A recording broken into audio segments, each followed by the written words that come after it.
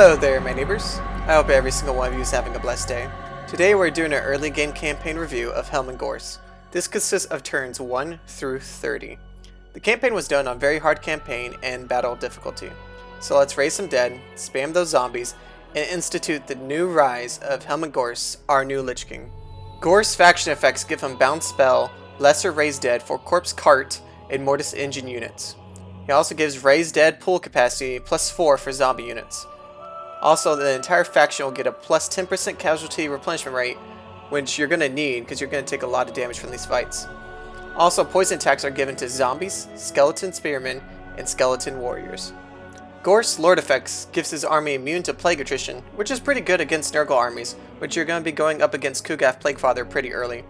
Also, they're immune to contact effects such as poison. Also, Nurgle effect, very common with them. Also, you are given plus 30 armor for zombies and crypt ghouls. This can be instrumental from the early game even into the mid game in my opinion, but we'll go more into that. Alright, to go over Helman Ghorst's Lord effects, let's go over his special skills in here. So, Path to Ruin gives plus 10% movement range, that's pretty good. Speed plus 15% for himself, and an extra 15% speed for his entire army. He also has Unholy Fury, that gives him plus 15 melee attack, plus 15 melee defense, and gives plus 12 melee attack for zombie units on all armies faction-wide. He also has Unnatural Toughness, which gives him plus 25 armor, plus 20% missile resistance, and 10% ward save for zombie units on all armies faction-wide. He also is given Uncanny Resilience, hit points plus 25%, Battle Healing Cap plus 50%, Battle Healing Cap plus 500% for zombie units all armies faction-wide, making them stay in the fight and to keep getting back up.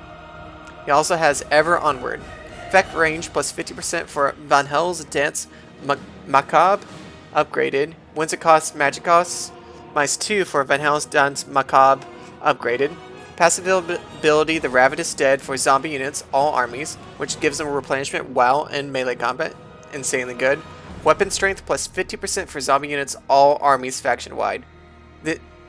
Basically, Ghorst's deal is just straight buff zombies, go crazy with zombies, go ham with them. Plus, also, with 3 tiers of Unliving Host, you can give plus 8 melee attack and plus 8 melee defense for zombies. And if we go in the red tree, we also have Magical Animus, we also have Undeath Resurgent, buffing everything around him, so that can apply as well. Legions of Dead, melee attack plus 5 for zombies, rank 7 and above. Weapon strength plus 12% for zombies, rank 7 and above. Spell resistance 15% for zombies, rank 7 and above. And it buffs others, but that's not the main point of this. We also have upkeep reduction for zombies. We also have plus 50% chance for destroyed units to be restored after battle, good for zombies. Basically, his whole deal is zombies, and more zombies. And also, if you go down through the tech tree, upkeep reduction minus 35% for zombie units, leadership plus 5 for zombies. And look, let me just zombie. Go over all of them. Melee attack plus 4 for zombies. Melee defense plus 5 for zombies. Healing cap plus 100% for zombies. Recruitment and raised dead cost minus 50% for zombies. Physical resistant plus 20% for zombies. Raised dead pool capacity plus 8 for zombies. Vanguard deployment for zombies. What else we got? Do we have anything else? And that seems to be it. But basically, his deal is buff the zombies like crazy and just have at it. Ghorst starts outside of the Haunted Forest with 1 White King, 2 Crypt Ghouls, 5 Zombies, 2 Crypt Horrors, 1 Mortis Engine, and 1 Unholy Lodestone Cart. Ghorst's short victory consists of taking out Kugaf Plaguefather, occupying Nagajazar, I think I said that correctly, holding 30 settlements. For the long victory, you need 75 settlements to control all settlements inside the Empire and destroy Reikland. I feel like this long victory is a little outdated from Warhammer 2, seeing how far you have to go to actually get to those settlements. Unless you have Vlad and Isabella able to conquer it for you via military alliance, or you just confederate them. Your first fight is with the minor Skaven faction that I recommend manually fighting. Most of the early game is blobbing up zombies, so they're within range of your corpse cart buffs. You have 2 Crypt Ghouls with Vanguard deployment and stock that you can use to set up flanking opportunities. The Crypt Horrors you can have either flanking or morphed into the front line. Your carts also have the lesser summons, so once you reach the front line, you can summon zombies behind enemy lines, triggering the reduced leadership from being attacked from behind. This is also good against ogres for getting them stuck in a situation they don't want to be in. The Mortis engine I ensure is wherever the biggest blob is, that way the damaging AoE gets its maximum value. Don't underestimate the Mortis engine, it'll do 20,000 to 50,000 damage a fight depending on the size of the conflict. Sadly, you can't immediately hit the Skaven settlement turn 1 like most factions can. It's okay because Haunted Forest is extremely powerful and more than makes up for not having settlements turn 1.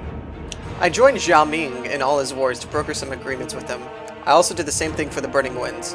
Because my long victory campaign had me heading towards Savania, I must ensure my eastern borders was next to allies and Cathay was more than welcoming.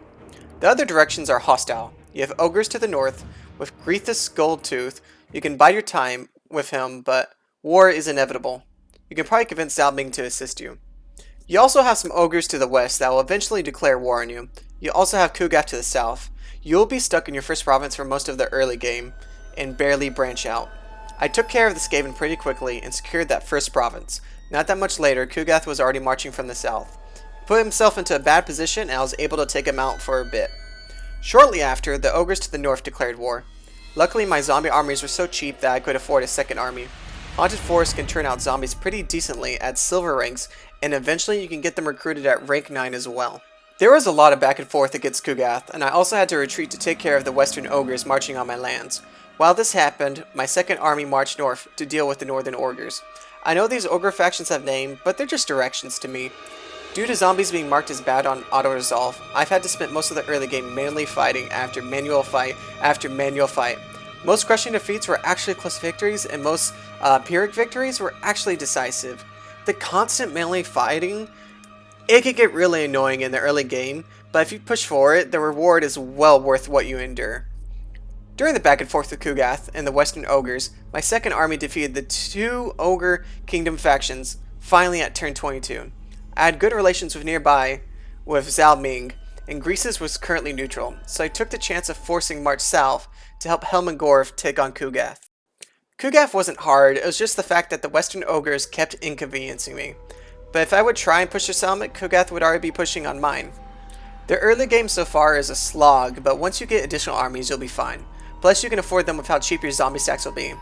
It still gets quite old having to manually fight so many ridiculous auto-resolves.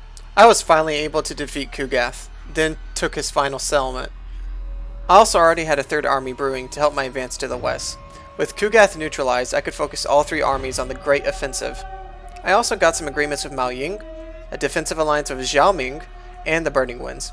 Along with that, I built some outposts so I could start mixing Cathayan units with my armies. I wonder what comps I can make with this. Overall, this campaign is not bad at all. I love how Ghorst went from being one of the worst in Warhammer 2 to being one of the toughest in Warhammer 3. The manual fighting non-stop is frustrating, but the reward for it is definitely worth it.